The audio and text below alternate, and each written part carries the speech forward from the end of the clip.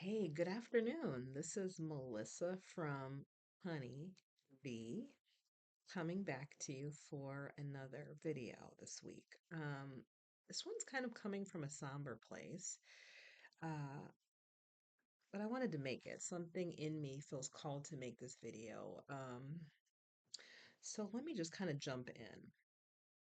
Again, this is a platform for people to really understand who they are, to be authentic, to be vulnerable, and to kind of learn the truth between really who we were taught to be and some of the patterns that many of us grow up perpetuating in our personality and really beginning to move slowly into our identity, which is what you're going to see me do and practice and hopefully eventually bring on guests to have really conscious conversations about identity and what that means to just be in your own essence or your identity. Again, letting go of the patterns that oftentimes kept us stuck, that now as adults just really keep us imprisoned. So I say that to say, I will be coming out of some of my own patterns, right? As an Enneagram 2, sometimes I have learned to people please and not really speak my truth in order to keep other people comfortable, or because maybe I didn't want to feel the backlash of other people who did not agree with me and feeling responsible for their feelings and not fully taking ownership for my own thoughts about something. So I'm kind of working through this in real time myself as I share kind of my feelings about a recent story that I heard online. So a little bit about me.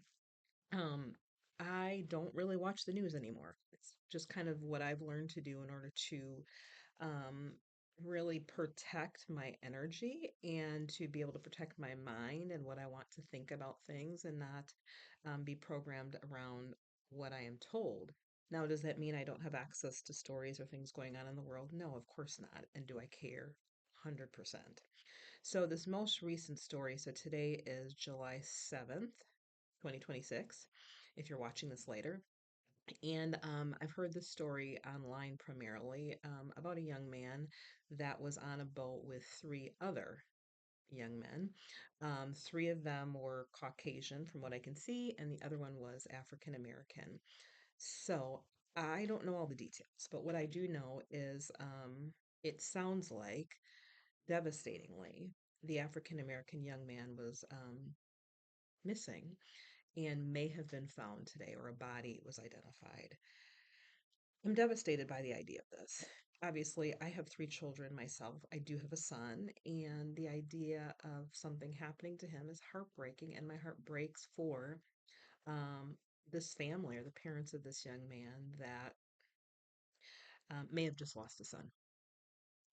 So, what I'm hearing online that I wanted to address is this idea of African American parents wanting to protect their children, and that kind of some amount of judgment around parents, African American parents, that allow their children to be in predominantly white spaces and not protecting them from things like this that could happen without knowing the details because I don't even want to pretend that I do. I don't. I don't. But what I want to address actually, as a coach, as somebody that is in the mental health field, is this idea that fear is protection, right? Like this idea that fear, that we're learning that fear is protection. And this has come up many times, and I've had to question my own parenting style and some of the things, obviously, that I've taught my own children throughout the years, now as they are young adults. I have a son and two daughters, and whether or not fear is protection. So, what I'm hearing are some of the conversations are around this idea that we should not allow our kids to do things like this, especially when they're the only ones, like this young man was in a situation with Caucasian people or people of a different race, because of the idea that they will not be protected. And so we need to just say no, and that this idea that fear will perceivedly protect our children from such things happening, obviously, devastating things that obviously do happen in the world. Um, I want to challenge that idea. My heart breaks for the family, 100%. And there's no blame on the family in any way. This is a devastating thing that they're going to have to deal with for many years to come. But I don't think that perpetuating more fear is really the solution, especially to those of us that, yes, have minorities or are raising minority young men and women in this country. To me, fear just perpetuates more fear. It doesn't protect us at all. Quite the opposite. Sometimes fear actually perpetuates the very thing that we don't like because fear is an energy, right? It's a literal energy that people can feel behind the motivations for the things that they're doing. And oftentimes, if I'm motivated out of a place of fear, I'm going to respond and make decisions out of a place of fear, which means the people that I'm interacting with are going to respond back to me out of that same place of fear because literally, again, everything is energy. Maybe that's a little bit too esoteric for this, but we'll get into more of that in later conversations. But again, this idea that everything is energy. So if I'm coming out of a place of fear, I'm going to get response out of a place of fear, as opposed to looking at things and making a decision out of a place of love or acceptance. Like, what would that look like to still choose love or acceptance as a place of fear as a way of protecting my children. Because I certainly want to protect my children, even now as they are young adults, but I want to protect them out of a place of love.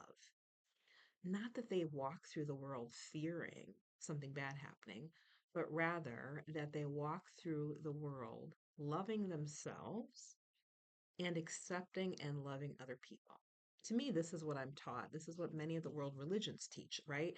Like to love our enemy, to love those who hate us, right? We cannot protect ourselves from a place of fear and expect positive outcomes. I mean, we can expect outcomes, don't get me wrong. We are going to get outcomes, but normally they're not going to be the ones that we want. I don't want my children to grow up from a place of fear and not feeling like they can do the things that they want or that they have to fear everybody that looks differently than them or that believes differently than them. Quite the opposite. I want them to have curiosity, to ask questions, and to love themselves, number one, to make good and wise decisions for themselves out of a place of love, and then also extend that to those around them, to other people, especially those people that are very different than them, out of a place of love. Because the outcome will be completely different. Completely different. I know the same or similar conversation kind of hit me during 2020 when a lot of our young men, obviously, there was a lot of news stories about our young men being pulled over and treated unjustly by the police. Facts, things that were happening during that time. My son at the time was just getting his license, and I had many mothers asking me whether or not I was teaching my child or my children kind of how to respond in certain ways when they are pulled over by the police. And I thought to myself, am I supposed to? Like, is this something that I'm supposed to do as a mother of three young minority kids that are driving on the streets? Well, long story short, I had this conversation with my daughter, who has been pulled over, let's just say, on several occasions because she tends to have a heavy foot, and she was going to at the time she was going to school out of the city, right? And she's about 5 hours away. And I asked her what her interactions with the police had been when she had been pulled over, even in these small towns. And what she said was actually very surprising to me. And she said, "No, Mom, I've never had a problem." I said, "Okay, well, tell me a little bit about what you mean by that."